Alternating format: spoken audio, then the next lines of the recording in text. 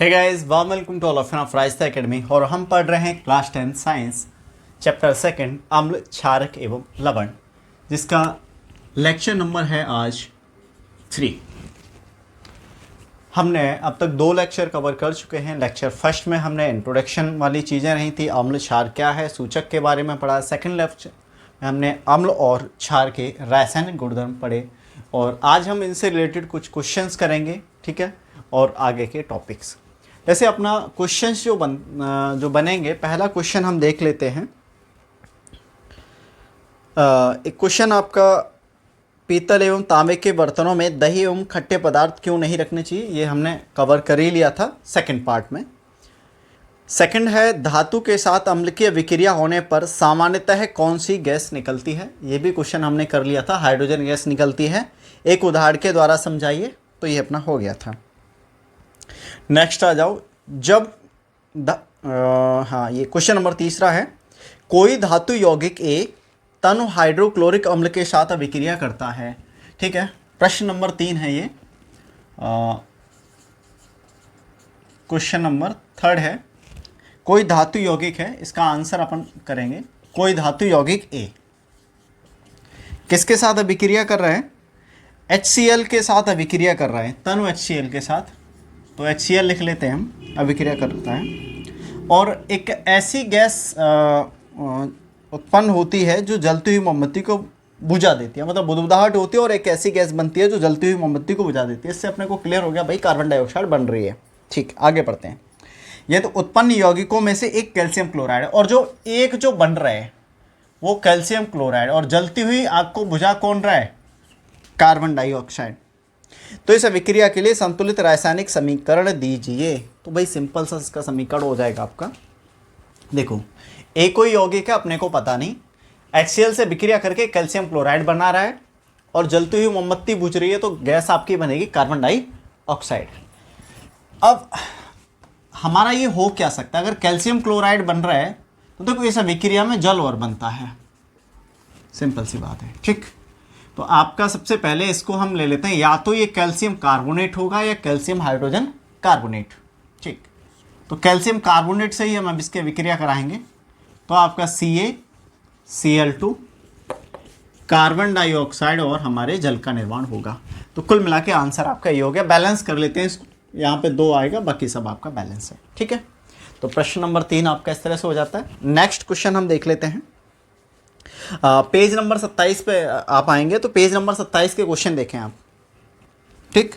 Page number 27 का पहला question है, HCl, HNO3 आदि जलीय विलयन में अम्लीय अवलक्षण क्यों प्रदर्शित करते हैं, जबकि अल्कोहल एवं ग्लूकोज जैसे यौगिकों के विलयनों में अम्लीयता के अविलक्षण प्रदर्शित नहीं होते हैं।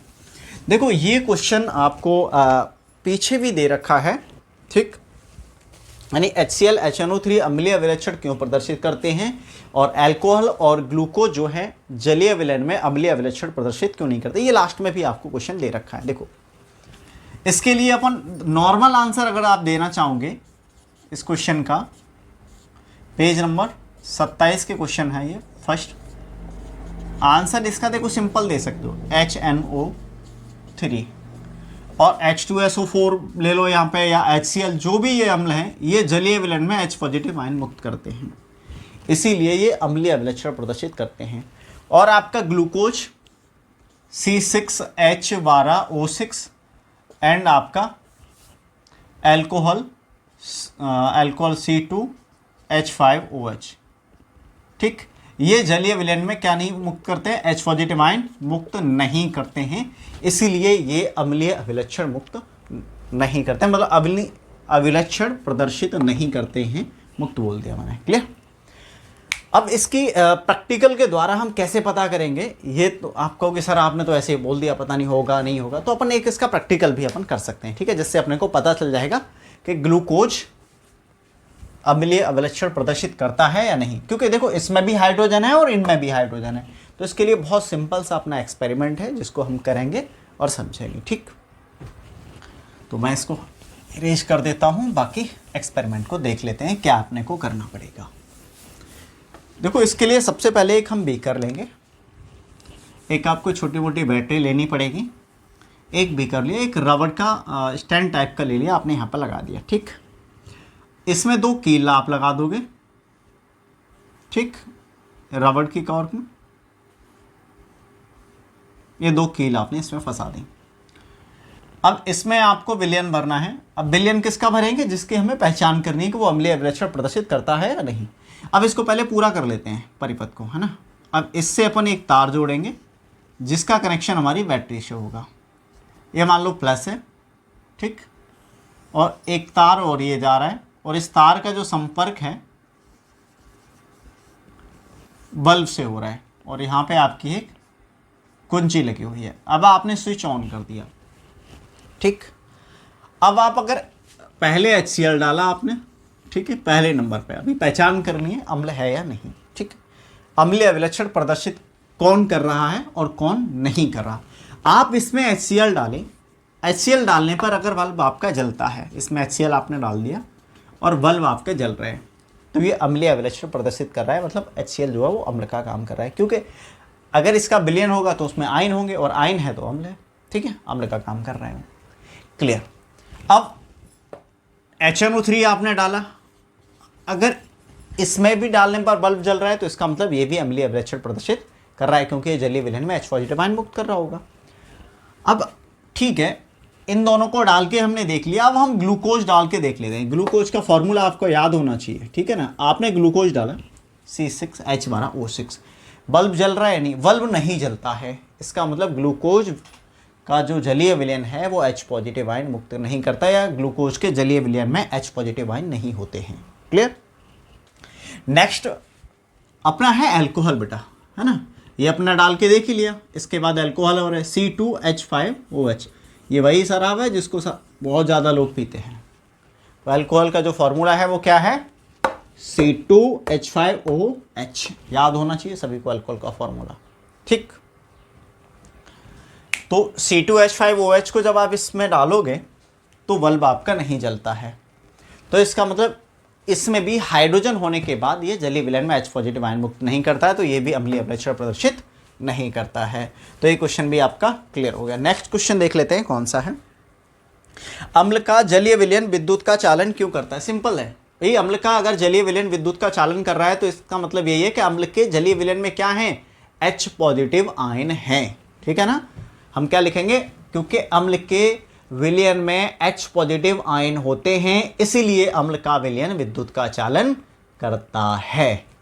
नेक्स्ट क्वेश्चन है, शुष्क हाइड्रोक्लोरिक गैस शुष्क लिटमस पत्र के रंग को क्यों नहीं बदलती है?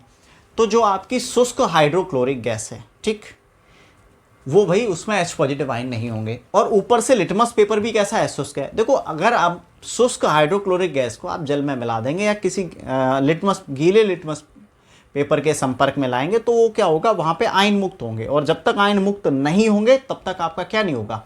H पॉजिटिव अम्लीय अभिलक्षण प्रदर्शित नहीं होगा। भाई आयन मुक्त होंगे, चाहे HCl है, शुष्क है या सूखा है, वो अगर आप इसमें भी शुष्क HCl गैस डाल दो, विद्युत का प्रवाह ही नहीं होगा, क्योंकि आयन ही नहीं है। और आप उसमें लिक्विड या मिला दो कि जलीय विलयन में होगा वो HCl, तो विद्युत का प्रवाह होगा, मतलब अम्लीय अभिलक्षण प्रदर्शित कर रहा है। ठीक है।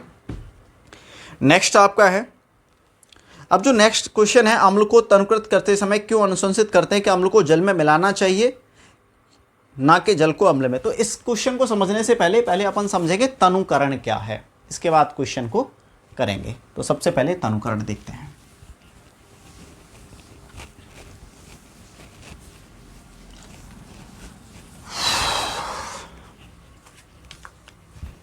देखो,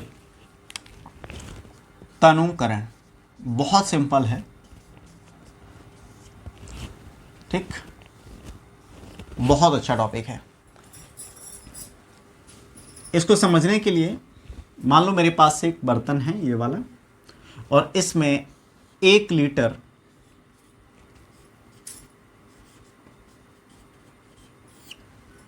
HCl भरा हुआ है। ठीक, मान लिया। सपोज इसमें जो आयनों की अभी संख्या है वो H पॉजिटिव आयन जो है इसमें 1000 है। ठीक है, मानना है, सब ऐसा होता नहीं है, बस आपको मानना है समझने के लिए। आपके पास क्या है बेटा? 1 लीटर HCl है और एक आपके पास बीकर है, ठीक है, 1 लीटर HCl है जो आपने बीकर में डाल दिया, जिसके अंदर H पॉजिटिव आयन कितने हैं, 1000 हैं। क्लियर। अब आपको करना क्या है, एक और आपके पास बड़ा सा पात्र है जिसके अंदर 4 लीटर क्या है, वाटर है, और इसको आपको इसमें डालना है। ठीक, यानी आपके पास जो 4 लीटर जल है उसमें आपको 1 लीटर अम्ल को डालना है। ठीक, जब आप ऐसा करते हो तो क्या होता है, सिंपल आपको समझना है, ये 5 लीटर आपका विलयन हो जाएगा। क्या हो जाएगा, ये 5 लीटर। मैं और बना लेता हूं, आपने इसमें डाल दिया तो अब इसमें अम्ल यानी HCl प्लस वाटर है, और इसमें आयनों की संख्या जो होगी H पॉजिटिव वो भी 1000 है, यानी 1000 H पॉजिटिव आयन इसमें है। कितने में, 5 लीटर में। पहले 4 लीटर अलग था जल, अब उसमें जब हमने 1 लीटर HCl मिला दिया तो 5 लीटर में जो आयनों की संख्या है वो कितनी है, 1000 H पॉजिटिव आयन है। पहले 1 लीटर में थे, यानी पहले 1 लीटर पे 1000 थे। अगर इसमें देखोगे तो अब 1 लीटर पे 200 पॉजिटिव आयन है, H पॉजिटिव आयन है। अब 1 लीटर पर लीटर कितना आयन है, अगर आप पर लीटर की बात करोगे, पर लीटर आयन अगर देखोगे तो यहां पे 200 H पॉजिटिव आयन हो गए। यानी जब आपने अम्ल को जल में मिलाया, ठीक, क्या किया, अम्ल को जल में मिलाया, तो यहां पर सिंपल सा आपको दिख रहा है कि जो आयन है उनकी प्रति इकाई आयतन में क्या आ रही है, प्रति इकाई आयनों की सांद्रता में यहां पर कमी आ रही है। पहले 1 लीटर में 1000 H पॉजिटिव आयन थे, अब 1 लीटर में 200 पॉजिटिव आयन रह गए। तो इसका मतलब सिंपल सा यही है कि अगर हम तनुकरण करेंगे तो आयनों की सांद्रता में कमी आती है। समझ गए, अगर तनुकरण करोगे तो आयनों की सांद्रता में कमी आएगी। क्लियर। अब तनुकरण की डेफिनेशन क्या है, तो बहुत सिंपल है, जब हम जल में अम्ल या क्षारक मिलाते हैं तो उनकी सांद्रता, ठीक है, ब्रैकेट में आप लिख लोगे H3O पॉजिटिव या OH नेगेटिव आयन की सांद्रता कह सकते हो, में प्रति इकाई आयतन में क्या आ जाती है, कमी आ जाती है। यानी जब हम जल में अम्ल या क्षारक मिलाते हैं तो H3O पॉजिटिव या OH नेगेटिव आयन की सांद्रता में प्रति इकाई आयतन में कमी आ जाती है। इसी को हम क्या कहते हैं, तनुकरण कहते हैं, जैसे आपने यहाँ पे देखा। अब एक क्वेश्चन अभी जो मैंने बोला था कि हम उस क्वेश्चन को बाद में करेंगे, तो क्वेश्चन ये था कि हम, ये हमारा क्या है, अम्ल है HCl, ये हमारा, ठीक, और ये हमारा जल था। ठीक, हमने अम्ल को जल में ही क्यों मिलाया, जल को अम्ल में क्यों नहीं डाला, या फिर हम क्वेश्चन मैं आपको दोबारा पढ़ देता हूं जो आपका बनता है, अम्ल को तनुकृत करते समय यह क्यों अनुशंसित करते हैं कि अम्ल को जल में मिलाना चाहिए, ना कि जल को अम्ल में। ठीक, तो भाई क्यों हमने ऐसा किया, अम्ल को क्यों जल में डाला, जल को क्यों इसमें नहीं डाला। ठीक, अगर हम जल को इसमें डालते तो बहुत तेजी से अभिक्रिया होती और यहाँ पे काफ़ी मात्रा में ऊष्मा उत्पन्न होती, जिससे ये जो विलयन है वो पात्र से बाहर निकल आता, आस्फलित हो जाता, और हो सकता है अगर ये हमारा पात्र कांच का होता तो टूट भी सकता था, और इस कंडीशन में हमें नुकसान हो सकता था, हम जल सकते थे। इसीलिए हम क्या करते हैं, हमेशा अम्ल को जल में मिलाते हैं। और प्रोसेस क्या होता है, आप थोड़ा सा मिलाते हैं और इसको ब्लोडक से पूरा हिला लेते हैं। ठीक, फिर थोड़ा सा मिलाया, फिर उसको पूरा मिला लिया। तो इस तरह से हम अम्ल को जल में मिलाते हैं। तो आपको तनुकरण उम्मीद करता हूं समझ आ गया होगा। अब हम क्वेश्चंस की बात कर लेते हैं जो इस पे बनेंगे। एक क्वेश्चन तो आपको मैंने अभी बता ही दिया। नेक्स्ट है, अम्ल के विलयन को तनुकृत करते समय नियम आयन की सांद्रता कैसे प्रभावित होती है? तो अभी देखो मैंने आपको बताया था, अगर हम अम्ल को तनुकृत करेंगे तो हाइड्रोजन आयन की सांद्रता प्रति इकाई आयतन में घट जाती है। क्या होती है? घट जाती है। क्योंकि पहले 1 लीटर में हमने जो एग्जाम्पल लिया था उसमें 1000 आयन माने थे H पॉजिटिव, फिर जब हमने 1 लीटर को 4 लीटर जल में मिला दिया तो पर लीटर कितने रह गए? 200 H पॉजिटिव आयन रह गए, तो सांद्रता क्या हुई? घट गई। नेक्स्ट क्वेश्चन अपना क्या है? जब सोडियम हाइड्रोक्साइड विलयन में आधिक्य क्षारक मिलाते हैं, आधिक्य क्षारक, देखो सोडियम हाइड्रोक्साइड का विलयन NaOH का विलयन है, अब इसमें आधिक्य क्षारक मिलाते हैं, आधिक्य मतलब स्ट्रॉन्ग एसिड, तो आयनों की सांद्रता इसमें जो OH नेगेटिव आयन होंगे उसकी सांद्रता बढ़ेगी या घटेगी? भैया बढ़ जाएगी, क्योंकि हम आधिक्य क्षारक मिला रहे हैं, इसका तनुकरण नहीं कर रहे हैं। यहां पे तनुकरण करते तो घटती। क्लियर? तो आपका ये भी क्लियर है। अब जो है नेक्स्ट टॉपिक हमारा है, उस टॉपिक को कवर करेंगे, उसके बाद उस पर जो क्वेश्चन बनेंगे उनको हम देखेंगे। ठीक है, अब हमारा नेक्स्ट टॉपिक है पीएच स्केल क्या है। ठीक, अभी तक हमने यहां पे देखा कि तनुकरण क्या है, उससे रिलेटेड क्वेश्चन, और अम्ल जो पढ़ा हमने लिटमस पेपर की सहायता से अम्ल के बारे में पता किया। अगर हम अम्ल के बारे में और जानकारी चाहते हैं कि कौन सा पदार्थ कैसा अम्ल है, कौन सा प्रबल अम्ल है, कौन सा दुर्बल अम्ल है, और किस अम्ल में हाइड्रोजन आयन की सांद्रता कितनी है, तो उसके लिए हमें कुछ न कुछ चाहिए। तो इसी समस्या का समाधान जो निकाला वो सोरेनसन ने निकाला। ठीक है, सोरेनसन जो साइंटिस्ट हैं उन्होंने क्या बनाया? एक स्केल बनाया जिससे क्या ज्ञात किया जाता है? हाइड्रोजन आयन की सांद्रता ज्ञात की जाती है, और उसी को हम कहते हैं पीएच स्केल। ठीक, तो एक ऐसा स्केल जिसकी सहायता से हाइड्रोजन आयन की सांद्रता ज्ञात की जाती है उसको क्या कहा जाता है? पीएच स्केल कहा जाता है। ठीक, पीएच स्केल क्या ज्ञात करते हैं? इससे H पॉजिटिव आयन की सांद्रता, तो H पॉजिटिव आयन की सांद्रता जिस स्केल से ज्ञात की जाती है उसको हम पीएच स्केल कहते हैं। ठीक, डेफिनेशन भी हो गई। खोज किसने की थी? सोरेनसन ने की थी। ठीक,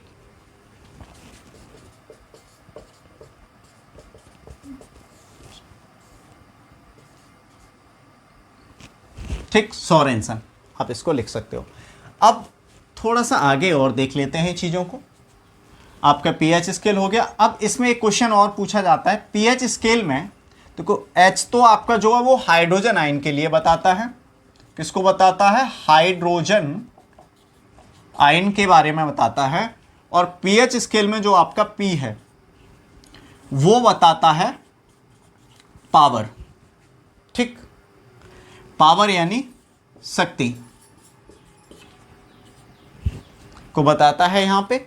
और ये लिया कहां से गया है? देखो पावर हमने क्यों लिख दिया यहां पे? क्योंकि P जो है वो जर्मन भाषा के शब्द से बना है जिसका नाम है पोटेंस, यानी पुशांस इसको हिंदी में हम कहते हैं, पुशांस बोला इसको जाता है, जिसका नॉर्मल जो अर्थ है इंग्लिश में शक्ति है। ठीक है, मतलब इंग्लिश में इसको पावर और हिंदी में हम शक्ति कहते हैं। यानी पीएच स्केल में P किसका सूचक है? शक्ति का सूचक है। आपको ध्यान रखना है, बहुत बार प्रश्न ये आपसे पूछा गया है। अब दोनों चीजें आपकी क्लियर होंगी कि पीएच स्केल क्या है, पीएच स्केल में P किसका सूचक है। अब पीएच स्केल को हम बना लेते हैं, किस टाइप का होता है, इसमें जो पीएच मान होते हैं वो कहां से कहां तक होते हैं। तो पीएच स्केल में जो पीएच मान होते हैं वो 0 से लेकर 14 तक होते हैं। पीएच स्केल आपको इस टाइप का मिलेगा। ठीक,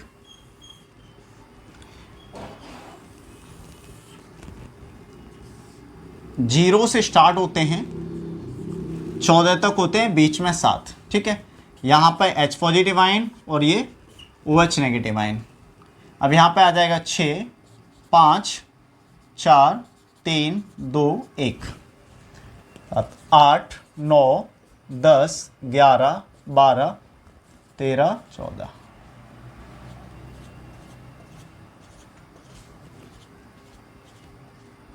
ठीक, ये है पीएच स्केल। ठीक है, ये जो आपको एरिया दिख रहा है,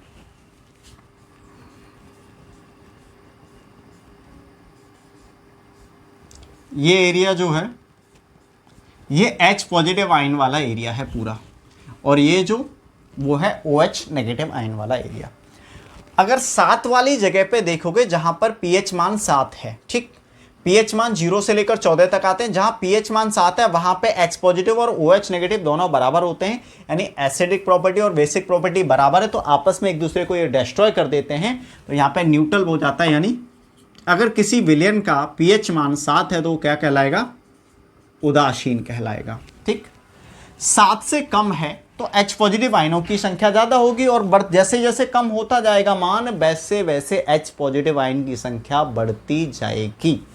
इसका साफ साफ मतलब यही है कि जब हम 7 से नीचे आएंगे तो अम्लीयता बढ़ेगी, विलयन कैसा होगा इधर, अम्लीय, और जब 7 से आगे जाएंगे तो विलयन कैसा हो जाएगा हमारा, क्षारीय हो जाएगा। क्लियर। अगर आपसे पूछा जाए 2 विलयन है ए और बी, जिसमें एक का पीएच वैल्यू 8 है, तो वह विलयन कैसा है, तो आप कह दोगे सीधे से भाई क्षारीय है, क्योंकि 7 से ऊपर वाले सभी क्षारीय होते हैं। क्लियर। ठीक, तो ये आपको समझ आ गया होगा। आगे हम कुछ क्वेश्चंस हैं, क्वेश्चन लेने से पहले चलो मैं आपको ये समझा देता हूं। अगर आपसे पूछे प्रबल अम्ल क्या है, ठीक है, तो आप क्या बताओगे। दुर्बल अम्ल पूछे तो आप क्या बताओगे, प्रबल, क्षार, ठीक है, दुर्बल, क्षार। आप क्या कहोगे, प्रबल अम्ल क्या है भाई, वह अम्ल जिसमें H पॉजिटिव आयन क्या है, अधिक, यानी वह अम्ल जिसमें H पॉजिटिव आयन की संख्या बहुत अधिक है, प्रबल अम्ल कहलाएंगे। सिंपल सी बात है। दुर्बल अम्ल जिनमें H पॉजिटिव आयन की संख्या क्या है, कम है। अच्छा, एग्जाम्पल और ले लेते हैं साथ में। अब इसका एग्जाम्पल क्या है, H2SO4 है, HNO3 है, HCl है, और आप यहाँ पे एक्सेट्रा कर दो। ठीक है, बहुत है। दुर्बल अम्ल CH3COOH, HCOOH, और एक और ले लेते हैं HCN। ठीक है, अब जो प्रबल क्षार हैं वो हमारे, देखो प्रबल क्षार कौन से होंगे, जिनमें OH नेगेटिव आयन अधिक हैं, जिनमें OH नेगेटिव आयन अधिक हैं। OH नेगेटिव आयन इधर 14 का अधिक है, 13 का अधिक है, तो जो भी है वो क्या है, प्रबल क्षार हैं, तो हम इनको कहेंगे अधिक। अब कौन कौन से हैं भाई, NaOH है आपका, एक है KOH, ये आपके प्रबल क्षार हैं। ठीक, दुर्बल क्षार आपके कौन से हो सकते हैं, दुर्बल क्षार आपका है कैल्शियम हाइड्रोक्साइड, मैग्नीशियम हाइड्रोक्साइड। अच्छा, मैग्नीशियम हाइड्रोक्साइड को आप मिल्क ऑफ मैग्नीशिया भी बोलते हो, क्या बोलते हैं उसको, मिल्क ऑफ मैग्नीशिया, ये ध्यान आपको रखना है। ठीक है, तो ये दुर्बल क्षार हैं। इस तरह से हमने समझा प्रबल अम्ल कौन है, दुर्बल अम्ल कौन है, प्रबल क्षार कौन है और दुर्बल क्षार कौन है। ठीक, अब पीएच जो मान है उनके दैनिक जीवन में क्या उपयोग है, दैनिक जीवन से ये पीएच मान कैसे रिलेट करता है, कैसे सीधा सीधा संबंधित है, इस चीज़ को हम समझेंगे। तो सबसे पहले हम ले लेते हैं रक्त, अपने रक्त के बारे में बात करेंगे। देखो, जो रक्त जो होता है हमारा, उसका पीएच मान होता है, पहले इसको इरेज कर देते हैं ना, लिखना पड़ेगा अपने को। और जो भी मैं अभी आपको बता रहा हूँ बहुत इंपॉर्टेंट चीज़ें हैं, कई बार पेपर में पूछी गई हैं। रक्त, तो रक्त का जो पीएच मान होता है वो 7.35 से 7.45, और एवरेज जो वैल्यू निकल के आती है वो 7.4। ठीक, रक्त का पीएच मान इससे कम या इससे ज़्यादा होगा तो अपने को समस्याएं आएंगी, और बहुत अंतर आ जाएगा तो फिर डेथ वाली सिचुएशन आ जाती है। तो रक्त का पीएच मान आपको ध्यान रखना है। तो इससे आपको साफ साफ ये पता चल रहा होगा कि हमारा रक्त कैसा होता है, क्षारीय होता है। क्यों? क्योंकि रक्त का पीएच मान 7 से ज़्यादा है, तो हमारा रक्त कैसा है, क्षारीय है, यानी हल्का सा कड़वा सा लगेगा, खट्टा तो लगेगा नहीं, क्षारीय है तो ठीक है, इसका मतलब हमारा रक्त खट्टा तो नहीं है। क्लियर। अब बात कर लेते हैं कि हमारे शरीर का पीएच मान क्या है। तो देखो शरीर का पीएच मान, शरीर का पीएच मान जो है वो है 7.0 से 7.8। तो उदासीन या फिर आप हमारे शरीर को क्या कह सकते हो, क्षारीय अवस्था में रहता है। तो उदासीन बहुत ये केस होगा तो 7.0 से 7.8 तक। तो लगभग शरीर भी हमारा कैसा है, क्षारीय, यानी शरीर भी हमारा अम्लीय नहीं है। अब एक क्वेश्चन बहुत आता है कि अम्लीय वर्षा से आप क्या समझते हैं। किससे? अम्लीय वर्षा। देखो अम्लीय वर्षा क्लास 8th में भी आपने पढ़ा होगा, जब क्वेश्चन आता है उधर कि ताजमहल काला क्यों पड़ता जा रहा है। ठीक है, तो जो अम्लीय बारिश हो रही है वो ताजमहल किसका बना हुआ है, कैल्शियम कार्बोनेट का। अम्ल जब कैल्शियम कार्बोनेट से अभिक्रिया करेगा, ठीक है, तो उसको क्या करेगा वो, हाँ, काला कर देगा। और अभिक्रिया अगर अम्ल कार्बोनेट से अभिक्रिया करता है तो क्या बनाता है, लवण, कार्बन डाइऑक्साइड और जल। तो ताजमहल के काला होने का कारण क्या है भाई, ऊपर से अम्ल आ रहा है और कार्बोनेट जो है कैल्शियम कार्बोनेट यानी संगमरमर से अभिक्रिया कर रहा है वो, इसलिए ताजमहल जो है वो क्या पड़ जा रहा है, काला पड़ रहा है। अब अम्लीय वर्षा होती क्यों है? देखो जो भी कारखाने या वाहन हैं अभी चलते हैं उनसे प्रदूषण ही होता है, या भट्टे वगैरह हैं। तो आजकल प्रदूषण बहुत ज़्यादा बढ़ गया है। अब ये प्रदूषण वाला जो धुआं है वो ऊपर जाता है, ठीक है, इसमें आपकी सल्फर डाइऑक्साइड है, नाइट्रोजन डाइऑक्साइड गैसें हैं, कार्बन डाइऑक्साइड गैस हैं, कार्बन मोनोऑक्साइड भी है। जब ये जल के संपर्क में आते हैं, जल वाष्प के संपर्क में, तो अम्ल बनता है। और जब वर्षा का जल जब नीचे आता है वो अम्लीय तो है ही है। अगर अम्लीयता ज़्यादा है, यानी कि ज़्यादा कितनी, अगर उसका पीएच मान जो है 5.6 से भी कम हो जाता है तो फिर वर्षा का जल कैसा हो जाता है, अम्लीय हो जाता है। ठीक है, और इसी वर्षा को फिर हम क्या कहेंगे, अम्लीय वर्षा। इससे बहुत नुकसान होते हैं, पेड़ पौधों को भी नुकसान है, भूमि बंजर हो जाती है, पशु पक्षियों को भी इससे काफ़ी नुकसान होते हैं। अब ये तो अम्लीय वर्षा होगी। अम्लीय वर्षा के साथ साथ ही आपको एक इंटरेस्टिंग फैक्ट बता रहा हूँ, जैसे शुक्र ग्रह है, ठीक है, अलग अलग रिलीजन्स की किताबों में बहुत कुछ दे रखा है और साइंस इस चीज़ों से बिल्कुल भी अलग है। तो शुक्र का जो वायुमंडल है वहाँ पे H2SO4 पता है, प्रबल अम्ल है बेटा, इसके श्वेत वो पीले बादल पाए जाते हैं और काफ़ी मोटी परत है इनकी। ठीक, शुक्र पे, किस ग्रह पर, शुक्र ग्रह पर किसके बादल हैं, H2SO4 के। कैसे, श्वेत व पीले रंग के बादल हैं। कुल मिला के वाष्प है H2SO4 की, कहाँ, शुक्र ग्रह पे। तो कितना खतरनाक होगा, वहाँ जीवन तो पॉसिबल है ही नहीं। अब बात कर लेते हैं बगीचे की पीएच, क्योंकि अगर अम्लीय बारिश हुई तो बगीचे का पीएच हमारा क्या हो सकता है, कम हो सकता है। ठीक है, यानी जो खेत की मिट्टी है वो अम्लीय हो सकती है ज़्यादा, और ज़्यादा अम्लीय हो जाएगी तो फसल उगाना हमें प्रॉब्लम होगी, समस्या होगी। तो उसका उपचार भी हम करेंगे, कैसे करेंगे उस पर भी क्वेश्चन पर बात करेंगे। ठीक, तो सबसे पहले अगर हमें बगीचे की मिट्टी का पीएच ज्ञात करना है तो हम करेंगे क्या, देखो आप एक काम करिए, सबसे पहले खेत की जो बगीचा है आपकी 5 ग्राम लगभग मिट्टी ले लीजिए और एक परखनली लीजिए और इसमें अप्रॉक्स 5 से 10 ml, 5 ग्राम मिट्टी लिए तो 10 ml आप उसमें जल भर लीजिए। ठीक है, और 5 ग्राम मिट्टी इसमें आपने डाल दी और दोनों को आपस में मिला लीजिए। दोनों को जब आप आपस में मिला लोगे फिर इसको आप फिल्टर पेपर से छान लें। फिल्टर पेपर से छानने के बाद जो जल बचेगा उसमें आप पीएच स्केल डाल के इसकी पीएच वैल्यू निकाल सकते हो। क्लियर।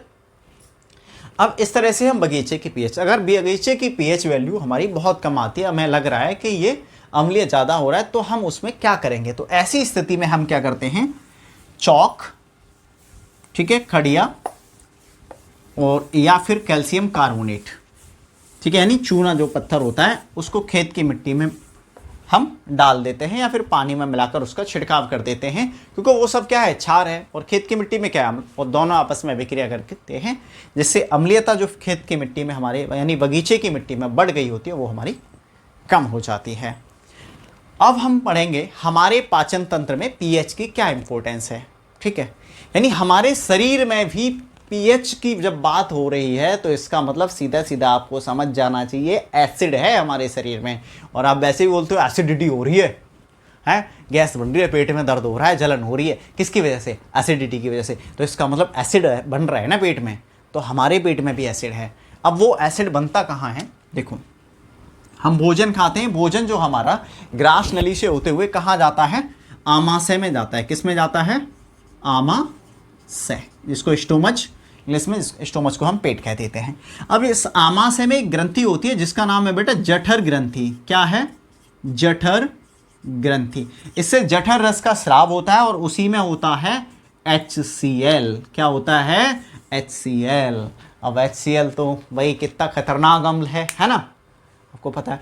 और ये इस मात्रा में होता है कि हमारे आमाशय में इसकी जो pH वैल्यू होती है वो होती है बेटा 1.5 से 3.5, मतलब काफी अम्लीय है।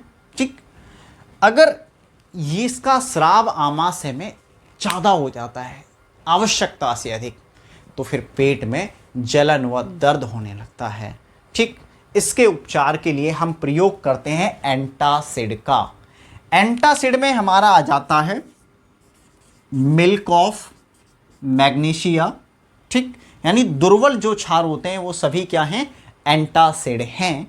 और आपके घर में, रसोई घर में होता है सोडियम हाइड्रोजन कार्बोनेट, यानी खाने वाला सोडा। इसका प्रयोग हम इसमें करते हैं। ठीक, और मार्केट में तो बहुत कुछ मिल रहा है, इनो मिलता है या सोफास्ट वगैरह, बहुत सारी चीज़ें आपको मार्केट में मिल जाती हैं। तो ये तो था जब HCl की मात्रा बहुत अधिक हो जाए। अगर HCl कम मात्रा में स्राव हो रहा है तो ऐसे लोगों को क्या होता है? ऐसे लोगों का खाना नहीं पचता है। तो ऐसे लोगों को क्या करना पड़ता है? ऐसी कंडीशन में ऐसे लोग खट्टी चीज़ों का सेवन करते हैं, नींबू वगैरह का, नींबू या आंवला का सेवन करते हैं, जिससे उनका खाना पच सके। क्लियर? इस तरह से pH है। अच्छा, आपके दिमाग में क्वेश्चन आ रहा होगा, अगर हमारे आमाशय में ये HCl है तो क्या अंदर तो हमारे कोमल अंग है, उनको नुकसान नहीं पहुंचाता? तो आमाशय की जो परत है, ठीक है, यहाँ पे एक रस और श्राव होता है जठर ग्रंथि से, जिसका नाम है श्लेष्म रस। तो आमाशय को अंदर से पूरा ढक लेता है और अम्ल जो रहता है वो इसमें अंदर रहता है।